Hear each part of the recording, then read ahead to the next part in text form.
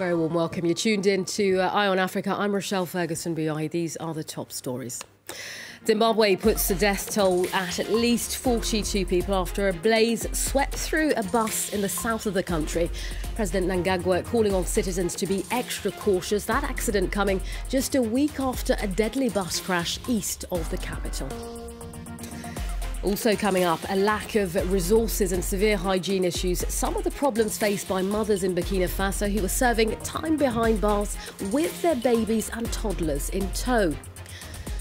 And have you ever considered investing in trade or infrastructure on the African continent? Well, we bring you some top tips with the Senegalese business banker Moustapha Sow. First to our top story. In Zimbabwe, authorities say at least 42 people have been killed. 20 others have suffered severe burns after flames swept through a bus in the south of the country. Well, according to officials, the bus, which was travelling from the city of Bulawayo to the South African border town of Musina, had a leak in a gas canister.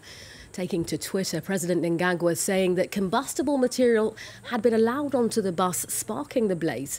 That accident, of course, coming just a week after 50 people died when two buses collided east of the capital, Harare. Well, the bus driver in last night's accident survived. Here's what he had to say earlier. There was something smelling like petrol or gas on the bus, so I pulled off the road, and the moment I stopped, a ball of fire hit me from the back, and it was all over the bus. 30 seconds. Within 30 seconds, the fire was all over the bus, and I managed to escape through the window, while several passengers who failed to come out were burnt to ashes on the spot. In other news, the US Army is to reduce the number of troops in Africa by about 700 over the next few years. The decrease comes as the US turns its attention to countering threats from China and Russia. Well, speaking on condition of anonymity, one US official told Reuters the reduction is likely to take place over 3 years and could include countries like Kenya, Cameroon and Mali. Well, meanwhile, operations in several other African nations like Somalia, Djibouti and Libya will remain largely untouched. To the Democratic Republic of Congo next, where the police chief in the capital, Kinshasa, has confirmed that 2 students were shot dead during protests at a university this week. One of the victims was shot on Monday, while the second was killed on Thursday as police cracked down on demonstrations against striking professors. One police officer has been arrested in relation to Monday's shooting. We take you next to a prison in Burkina Faso's capital, Ouagadougou, where a number of women are serving time with their babies and young children in tow. Now, many convicted mothers are left with little choice but to keep their children behind bars with them. Well, those children aren't officially recognised by authorities. A lack of resources and severe hygiene issues are increasingly a cause for concern. In this Ouagadougou prison, Pascaline has been awaiting trial for 4 months. Suspected of involvement in a crime committed by her fugitive husband, she was arrested along with 4 other family members. With no one to take care of her 6-month-old daughter, Pascaline had no choice but to bring her to prison. They don't have baby medicine here as she's not officially a prisoner. The living conditions are not good, so it's not easy. In the women's section of this detention centre, 13 babies and toddlers live alongside the 66 prisoners. These infants are sharing cells with women detained for theft, mutilation, or even murder.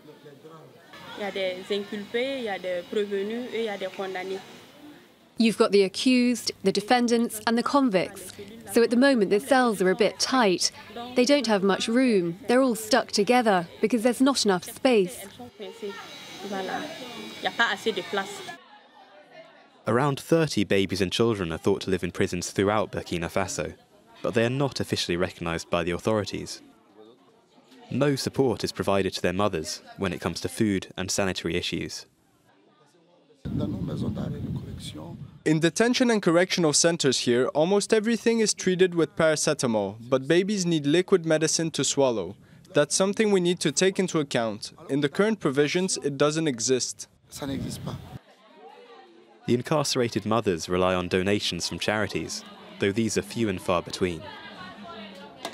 And in this West African country, freedom from prison does not necessarily mean freedom from the widespread poverty that makes raising a family so challenging. Now, for many Nigerians going on holiday, it often means travelling abroad. But these days, an increasing number are saying they want to explore their home country. Well, in a bid to boost the tourism industry, several homegrown tour operators are now focusing their attention on Nigeria's natural beauty sites. They're using digital media to attract customers, plus offering some tempting all-inclusive packages. France 24's Laurent Bersticker has this report. Standing under a gushing waterfall, or dipping their feet in natural hot springs. These tourists are all Nigerian, yet it's their first time visiting Ikogosi Springs, one of the country's many hidden natural treasures. At first, you wouldn't think there are this many exciting places here. Yeah, but then when you travel, you realize that, yeah, there are a lot of fun places. So it's a very good experience to see the beauty of the country. Unlike other African countries like Kenya and Tanzania, Nigeria has long neglected its tourism industry. But new companies are now trying to fill the void. By offering affordable, all-inclusive tours, they hope to encourage young Nigerians to discover their own country and to promote local tourism. Feni Sweener took a holiday from her teaching job in Lagos to visit Ado-Ewaye, a region that's home to one of only 2 suspended lakes in the world. The cost of traveling abroad is quite high now. I think a lot of people will jump on that bandwagon. There's nothing that is as interesting as knowing your own country, you know, and being proud of what you have. With its abundance of natural wonders and breathtaking landscapes, Nigeria looks well positioned to meet a growing global demand for ecotourism. But the biggest opportunity may be at home, with the country set to become the world's 3rd most populous nation by 2050. A massive domestic market that local tour operators hope to tap into in order to turn Nigeria into the next giant of African tourism. Now, when it comes to investing in trade and infrastructure on the African continent, our next guest is an expert in the matter. Moustapha Sow hails from Senegal. He's also worked at some of the world's top banks. You're currently the CEO of SF Capital. Moustapha, very warm welcome to you here on France 24. 2012, let's go back to then. You're living comfortably in Canada, working at some of the best banks in the country. You decide to go back to Senegal to work in investment. Why? Because I did not want to miss the train. I always said that in life there is 3 types of people: those who make things happen, those who see things happen, and those who say things happen. And I definitely wanted to be part of those who make things happen in the continent. That's why I decided in 2012 to come back to Senegal in Africa. When it comes to investment, what do people need to bear in mind when it comes to, you know, putting their money into African infrastructure or trade? Well, what they need to bear in mind first is the opportunity that this continent is offering now. And a lot of are missing, basically, the train. Africa used to be perceived as the destination of the future. Now it's the destination of the present. If you look at in terms of infrastructure or even, you know, power, trade, a lot of things has been achieved over the past 5 years. If I take the example of Senegal, where I'm from, since 2012, that you know, when the new President Macky Sall, took power, a lot of great things has been happening. If you're looking at the economy, for example, from 2012 to 2008, we went from 2-3% to 7%. Last 3 years, GDP was 6 to 7%. If you're looking at even that GDP, you would realize that public investment has been driving basically that GDP growth. You take power, for example, Senegal has doubled their productions from 500 megawatt to 1,000. So Senegal is ripe, I hear you saying. Exactly. Is it fully exploiting all of its capabilities, all the possibilities? The way is still long. The way is still long in Africa. But I think one of the most important things is here that we need to bear in mind is the marketing aspect. We must value and we must understand that things are happening across the continent. Yet the road is still long, but a lot of great things has been achieved, and I'm pretty sure, if everything's pulled together, we will pretty soon build the Africa we want. I mean, for a lot of people, when they hear the word investment, it still seems almost like a foreign concept. There are people who think, well, to invest, you need a lot of money. It's not for me. What do you say to people like that?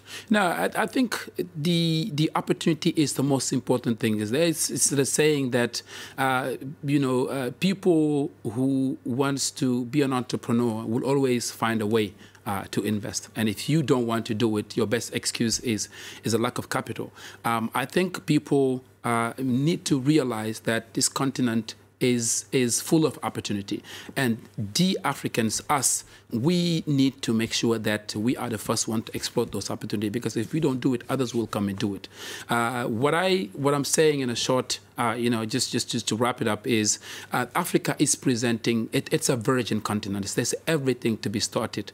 You have capitals or you don't have capitals. If you really want to start something, you will do it.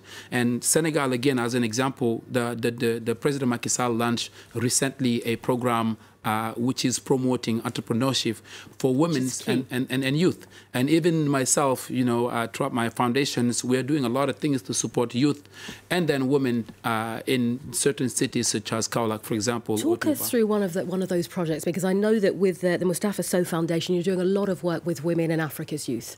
This tells you a little that you can do in Africa to change a whole difference. If we, for example, when we started to launch this line of financing for women, we financed around 587 households. When we do the evaluation 3 or 4 months after, then we realize that 189 houses that couldn't join the 3 meals together are now doing it. And that we've done it with a little capital, which is around $50,000. So this tells you, that the changing people's way of living is very simple in Africa. As I said, all it takes is the will. So, Moustapha, what you're saying is a lot can be done with a little. We'd love to talk with you Absolutely. so much more. We have run out of time there. Moustapha Sow, you're the CEO of SF Capital. Thanks so much for your time Thank you today. so much. Thanks. All right, to our viewers who are enjoying Eye on Africa this evening, we're back in about 45 minutes' time. Do join us then.